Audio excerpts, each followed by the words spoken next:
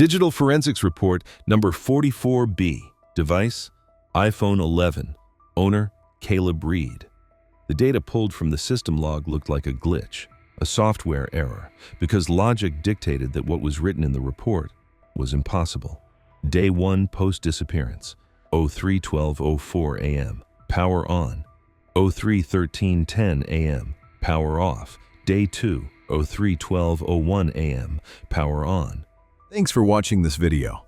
I'm always curious who's watching and where you're from. Drop your city, the time, and what the weather's like where you are in the comments. If you're into this kind of story, make sure to subscribe. There are a lot more strange and unsettling cases coming. Now, let's get into the story. 03:12:45 a.m., power off. Day 3, 03:12:03 a.m., power on. This went on for 5 nights in a row. Every single night at exactly 3:12, the phone woke up. Out in a deep canyon with zero cell service where the temperature at night drops to a bone-chilling cold, someone or something was pressing the power button. Police assumed Caleb died within the first 24 hours. Dehydration kills fast. But the phone kept working, strictly on schedule. No calls, no attempts to dial 911, no farewell notes, just power on, pause, power off, like a beacon sending a signal into the void, or a report to someone keeping track of time. To understand how out of touch with reality this was, you have to go back 10 days. To the man who held this phone in his hands. Caleb was 29, a mechanic from Arizona, the type you'd see in any shop on Route 66. Grease on his hands, calm look, few words. He was the kind of guy who fixed things, didn't break them. A pragmatist to the bone. He didn't keep a diary. He didn't post philosophical quotes on social media. No debts, no enemies, no secret second life. He was the most stable person I knew, his brother would later say. If Caleb said he'd be there at 5, he was there at 5. If he said he'd fix an engine, he fixed it. Drama just wasn't his thing. That's why when he decided to take a solo hiking trip for the weekend, nobody worried. It wasn't an escape. It was a reset. The national park he chose is famous for 2 things: incredible Martian landscapes and its ability to kill unprepared tourists. Rocks, dust, tough scrub brush, a yellow sun that turns the air into a shimmering haze by noon. It looks beautiful in photos. In reality, this place is a massive oven running on max. Caleb knew that. He had 2 gas cans full of water in his trunk. In his backpack, a hydration bladder, protein bars, a first aid kit, and a paper map. He wasn't some amateur walking into the desert in flip-flops with a pint of Coke. He was prepared. He calculated everything. But the desert doesn't care about calculations. 7:45 a.m., Saturday. Caleb parks his pickup on the gravel lot at the Devil's Canyon trailhead. Nobody around, only wind and a silence that makes your ears ring. He checks his gear, tightens his bootlaces, puts on a cap. The sun is still low, the air is fresh, about 75 degrees. Perfect time to start. He pulls out his phone. Service is barely there, 1 bar flickering in and out. He types a short text to his best friend, Mark. "Made it. Service sucks, don't stress.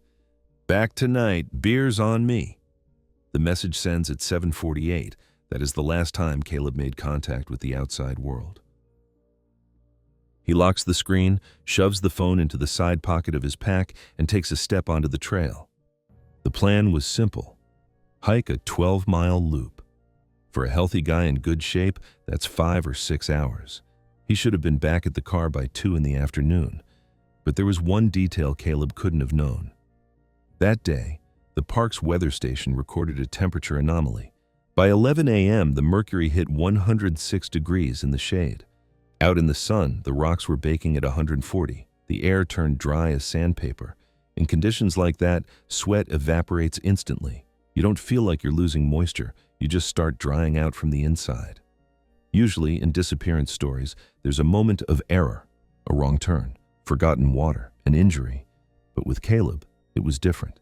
3 days later, when the search team walked his intended route, they found no signs of a fall. They found no discarded gear or signs of panic in the first few miles. He walked confidently. He walked the right way. The strangeness wasn't in how he walked. The strangeness was that around mile 4, his tracks changed. The stride got shorter. The depth of the print, uneven, like he suddenly weighed twice as much, or like he was carrying someone. But Caleb was out there alone, absolutely alone. At least, that's what everyone thought until they found his backpack. 7:30 p.m., the sun finally dipped behind the ridge, painting the canyon the color of rust and dried blood. The trailhead parking lot emptied out. One by one, tourists got into their cars, blasted the AC, and drove off toward civilization. By 8 in the evening, only one vehicle remained on the gravel, a silver Ford pickup, parked perfectly straight in the far corner of the lot. Inside, on the passenger seat, lay a change of clothes and a bottle of iced tea that had turned warm long ago. The engine was cold, and all around was silence, that specific, dense desert silence that falls when the wind dies down and the predators come out to hunt. Caleb promised to be back by sunset. Sunset was an hour ago. 150 miles away, in the city, Mark was staring at his phone screen. The last message: "If anything, don't stress, just crap service here." At first, the message was reassuring. At 9 o'clock, it started to be annoying. At 11 o'clock p.m., it started to be scary. Mark had known Caleb for 10 years. They rebuilt engines together, went fishing together. He knew his friend's mechanics. Caleb was a human clock. If he's 15 minutes late, he calls. If he doesn't call, it means he physically can't. "I tried to convince myself he just had a flat tire," Mark told the police. "Or he decided to sleep in the car and his phone died.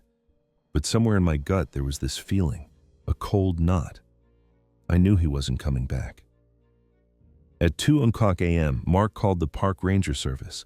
The officer on duty took the call reluctantly. "Sir, there's no service out there. People get delayed all the time." "He'll probably walk out in the morning." "You don't understand," Mark interrupted. "He doesn't get delayed. If he's not at the car, something happened."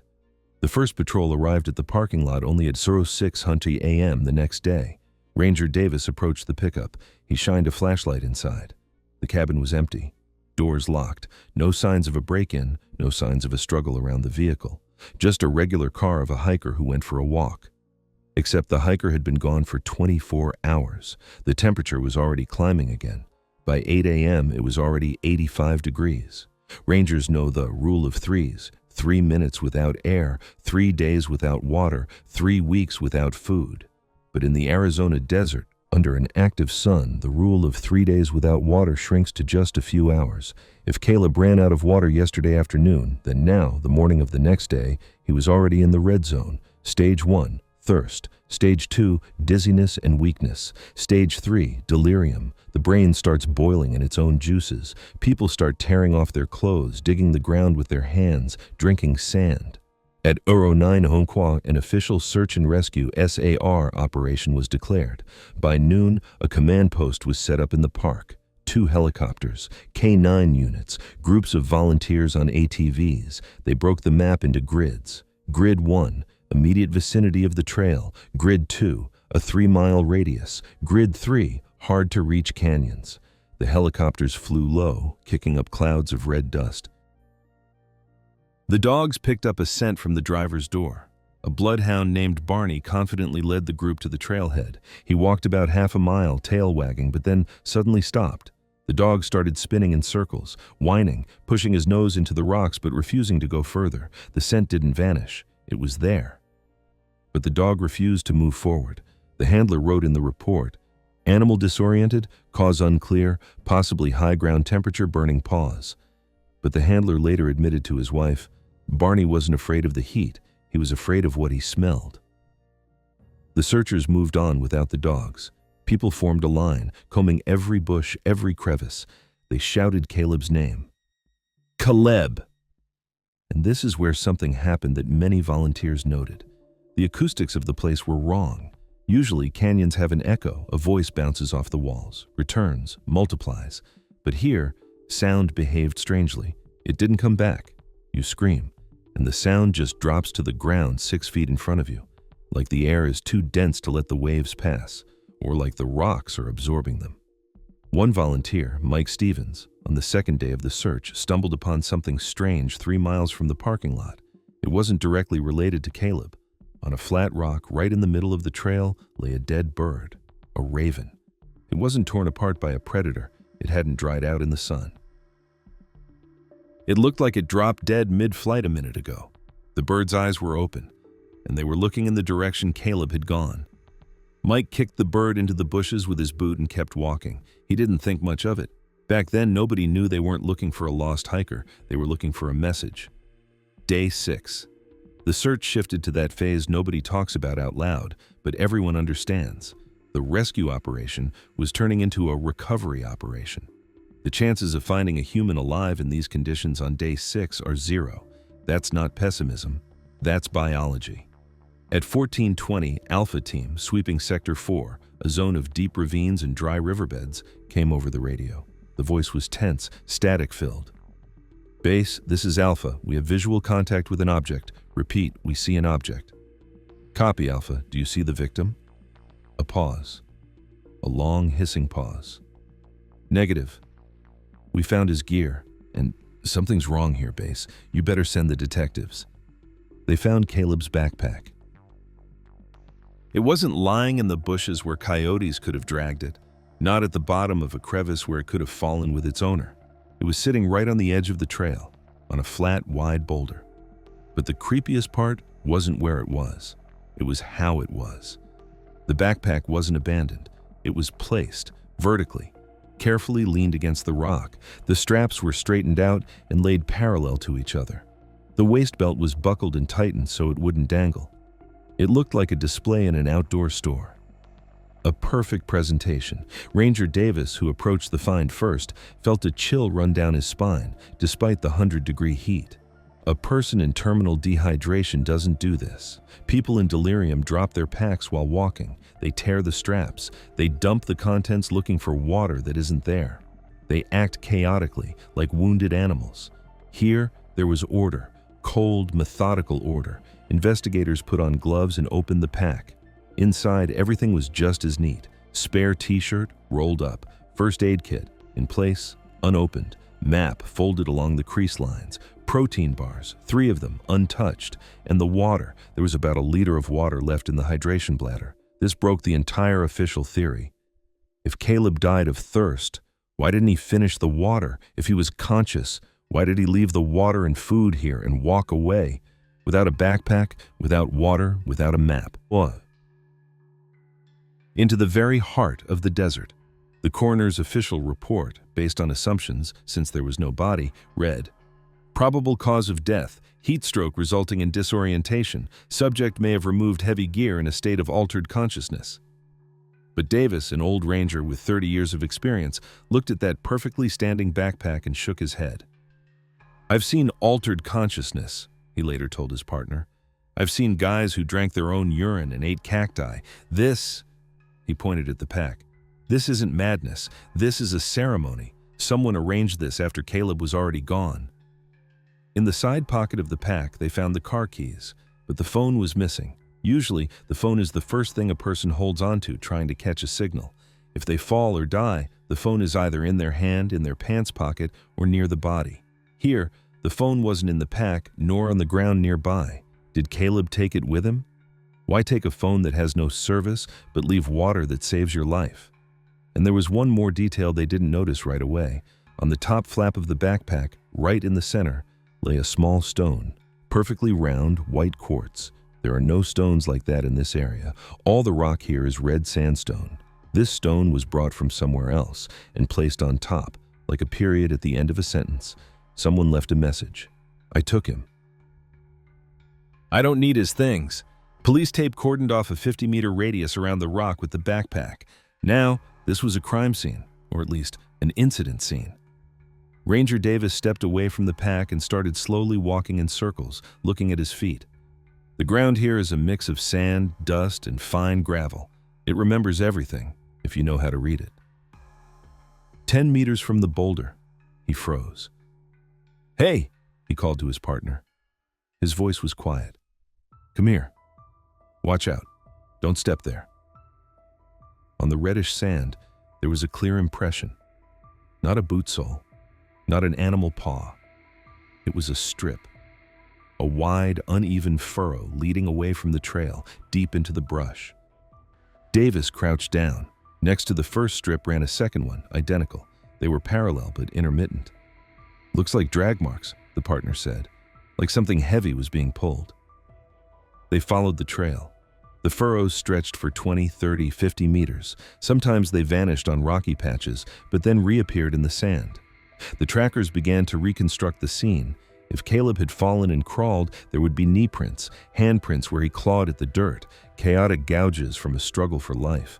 There was none of that here, just two long strips, like the heels of boots dragging helplessly across the ground, and no footprints of whoever was dragging him.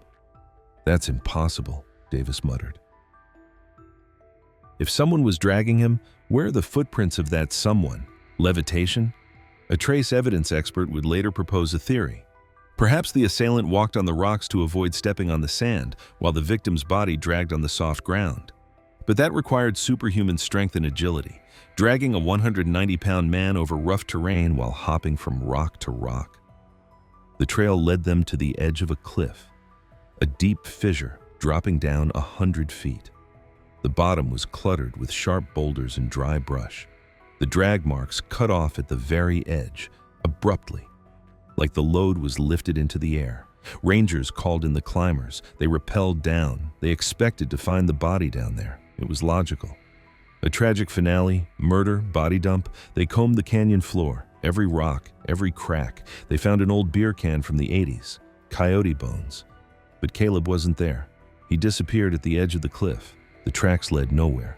At that moment, the situation went from weird to unexplainable. Caleb's family was furious. "You're saying he was dragged?" Caleb's brother screamed at the sheriff. "Dragged to a cliff and thrown off? Then where is he? Did he fly away?" The sheriff didn't know what to answer, because there was no evidence. Not a drop of blood, not a fiber of clothing on the bushes, only a backpack put on display and heel marks leading into the void. But 2 days later, as the search was winding down due to an approaching storm, one of the climbers noticed a glint. Not down in the ravine, but on the opposite wall of the canyon, high up, in a small niche where it's almost impossible for a human to reach without gear. Something was reflecting the sun. Glass, a phone screen. They retrieved the phone from the niche only the next morning. A climber rappelled down, risking his life. "It's really slippery up here," he reported over the radio, "and it's like someone specially chiseled a hollow in the rock to hide it." The phone lay screen down, not a scratch around it, like it was gently placed there right after being bought. Battery level 7%. The device turned on. It was the same iPhone 11 Caleb took on his hike, and it was the key to the answer, or to a new puzzle. The phone was handed over to digital forensics experts at the city lab. Mission: extract maximum data without damaging the device. 48 hours later, the report lay on the sheriff's desk. There was nothing sensational in it. Last photos, canyon landscapes, last incoming calls from his mother. Nothing pointing to a crime. But there was an anomaly. The one we started this story with. Every night at 03:12, the phone turned on for a short time. First night for 1 minute 6 seconds. Second night for 45 seconds. Third, fourth, and fifth about 30 seconds. Then the battery died, and the phone went silent forever. Experts checked everything. No scheduled tasks, no alarms, no auto power on features. The only way to turn on this iPhone was to press the power button. But Caleb was dead, or at least should have been dead, so who was turning on his phone? Caleb's brother, Mark, listened to the detective's report in silence, staring at a single spot. Then he asked, "Are you saying someone went back there every night just to press a button?" The detective shrugged. "That's the only explanation we have." Mark shook his head. "But why? Why turn on the phone if you're not going to call?" Imagine the scene. Night, deep canyon, silence, cold air. Someone climbs the rock face to the niche where the phone is hidden. They press the power button. Wait. The screen lights up. This person sees Caleb's photos, sees his last messages, sees the contact list. But they do nothing. They just look at the screen, then turn it off and leave. Why? Is it a ritual, a mockery, or a signal to someone? Detectives started checking every theory. Maybe Caleb is alive, maybe he staged his death and turned the phone on so his family wouldn't lose hope. But that theory fell apart when they looked at the details. The phone was turned on at exactly 03:12, not 03:11, not 3:13, but 3:12, every night to the second. What could be more important than time? What could force a person or non-person to return to that spot again and again, risking being seen, to perform this strange ritual?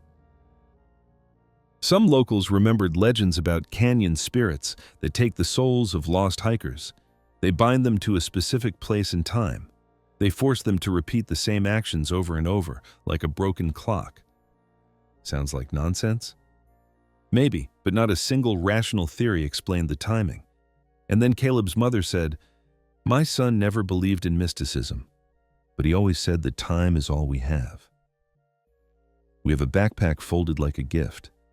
We have drag marks that drop off into the void, but no body at the bottom. We have a phone that turned on schedule, hidden in a place impossible to reach without safety gear. And we don't have Caleb. 3 months after the disappearance, the county sheriff signed the final report. Under cause of death stood one word: undetermined. Under location of remains, unknown. This case isn't just a cold case. It's a logical dead end. The investigation went through every possible version. Theory 1, murder.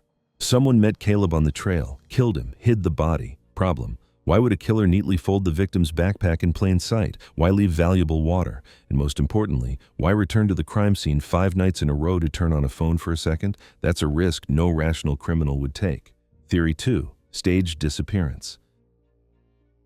Caleb decided to vanish. He set it all up.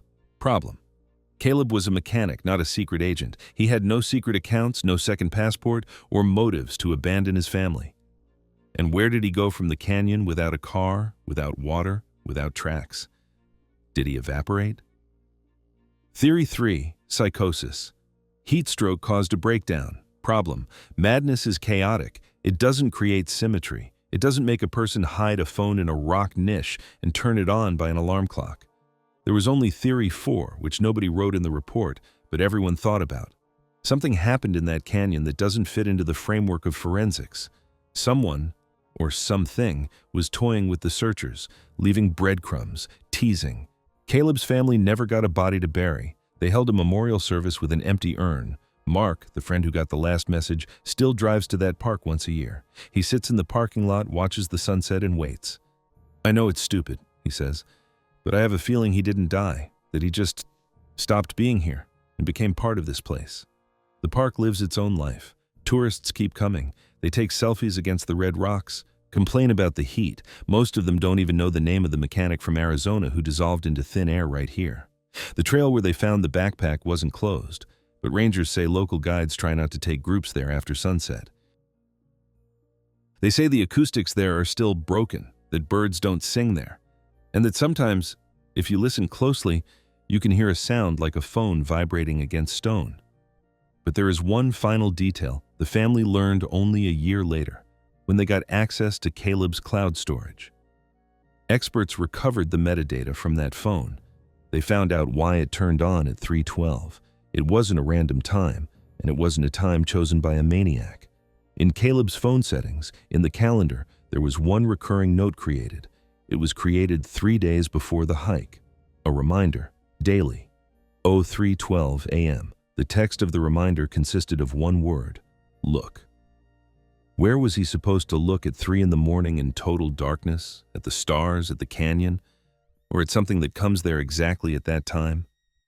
We will never know the answer, because the one who was supposed to look disappeared.